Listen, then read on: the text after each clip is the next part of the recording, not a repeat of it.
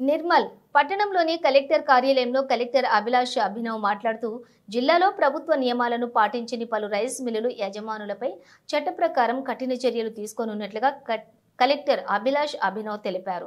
ప్రభుత్వానికి సమయానికి ధాన్యం అందివని రైస్ మిల్లర్లు అధికారులు తనిఖీల్లో ధాన్యం నిల్వలలోని తేడాలు ఉన్న 9 రైస్ మిల్లులను జప్తు చేసి చట్ట ప్రకారం కేసులను నమోదు చేసినట్లుగా తెలిపారు.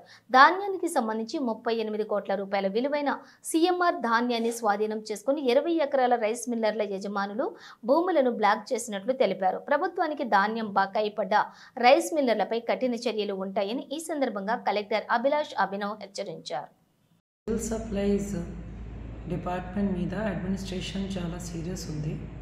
ఎవరైనా మిల్లర్స్ డిఫాల్టర్స్ ఉన్నారు వాళ్ళ మీద ఖచ్చితంగా మన కఠిన చర్య తీసుకుంటున్నాము.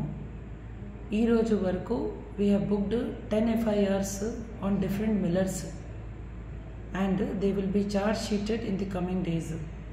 అట్ ద సేమ్ టైం మన సివిల్ సప్లైస్ యాక్ట్ ద్వారా కూడా వాళ్ళ మీద రెవెన్యూ రికవరీ యాక్ట్ కూడా ఇన్వోక్ చేస్తున్నాము. ఈరోజు వరకు properties worth crores have been blocked of certain millers. Remaining కూడా మన ప్రాపర్టీస్ బ్లాక్ చేసి ఆక్షన్కి వెళ్తాము. We are very sure that government losses will be recovered in the rightful way. All the defaulter millers are appealed to please pay the CMR deliveries in the form of rice or otherwise to the government in the rightful way. The administration is very serious on this thing. This year the CMR delivery was very seamless and till date we have recovered 40 crores of CMR rice in Nirmal district, which is one of the highest in the state. We will be continuing the same in the coming days also.